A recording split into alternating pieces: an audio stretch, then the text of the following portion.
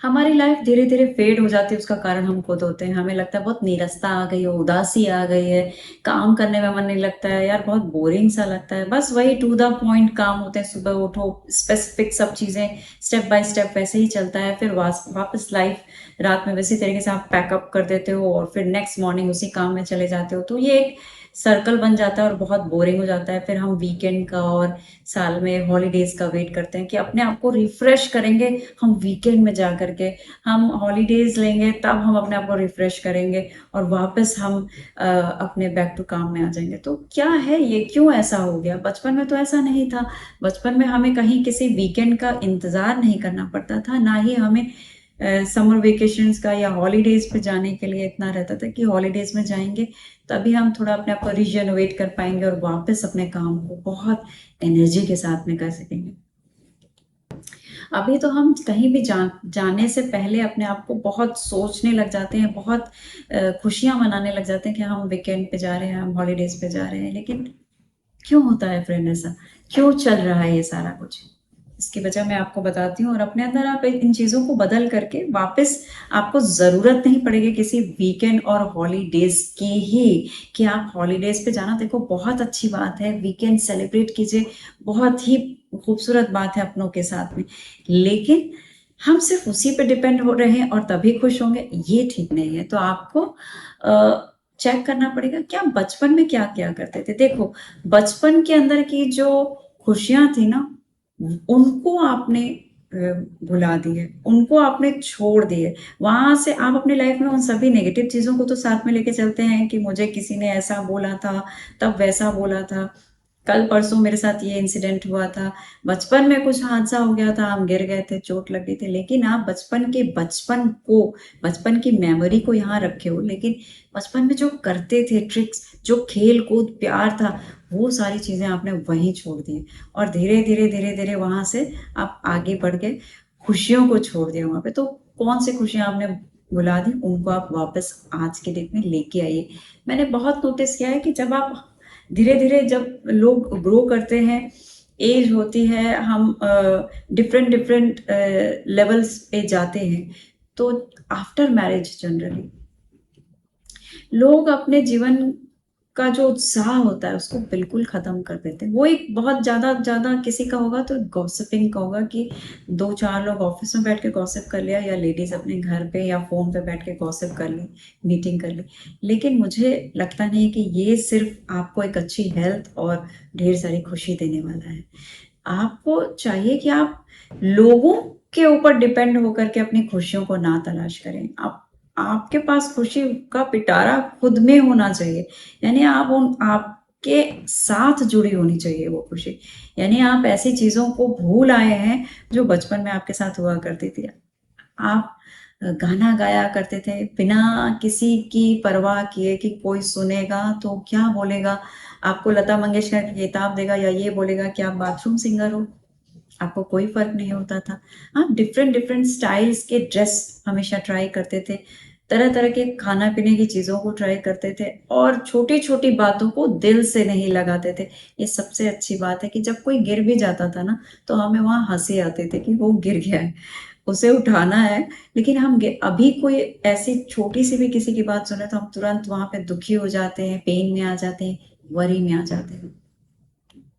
तो बचपन की उन चीजों को अपनी लाइफ में कॉपी पेस्ट कीजिए और कुछ ऐसा सीखिए अपने अंदर। यानी म्यूजिक को मत छोड़ो, डांस गाना इन सब चीजों से अपने आप को दूर मत रखो।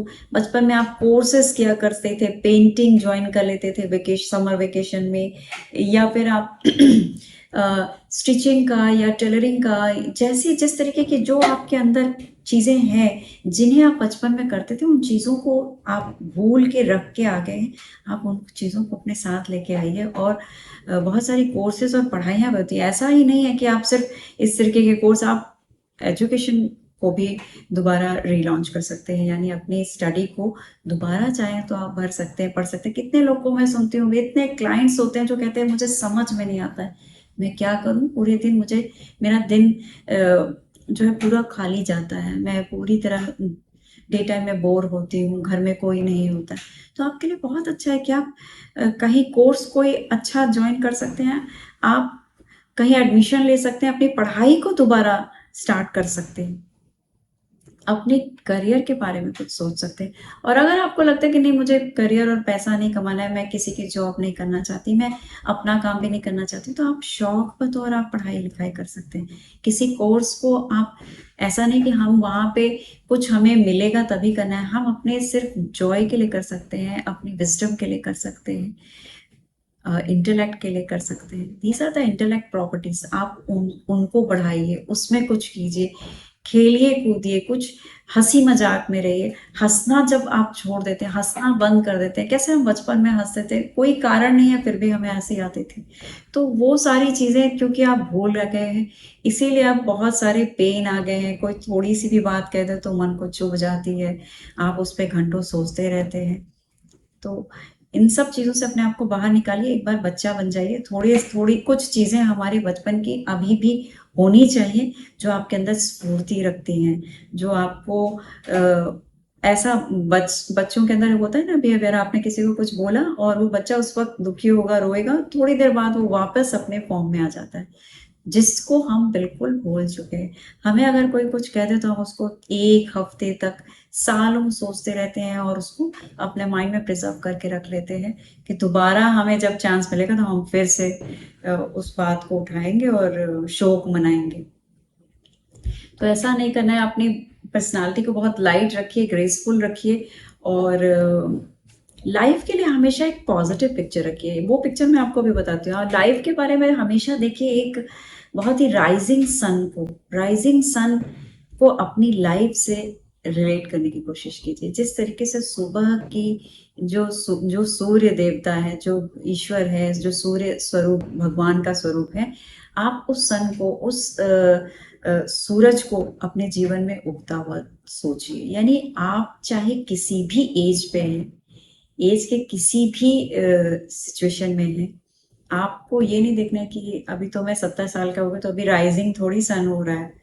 नहीं, आपको इसी विश्वास के साथ देखना है। हर दिन एक नया खूबसूरत सूरज का उगने जैसा ही आपका दिन है। जब आप इस तरीके से देखेंगे तो लाइफ पे उसका अलग इम्पैक्ट पड़ेगा। तो आप देखिए कि आपके जीवन में आप किस तरीके से राइज कर रहे हैं। जहाँ वो उस प्रकाश को, उस किरण को, उस चमकीली रोशनी को अपने अंदर देखना शुरू करेंगे, आप ऑटोमेटिक लाइट मिलेगी, आपकी लाइफ को लाइट मिलने लग जाएगी, आप ग्लो करने लग जाएंगे, आगे बढ़ने लग जाएंगे, दूसरे आपके ऊपर डिपेंड होना शुरू कर देंगे। मैं अभी आपके लिए एक और वीडियो बनाने जा रही हूँ जिसका टॉपिक बहुत ही अच्छा है, उसे देखना मत भूलिएगा।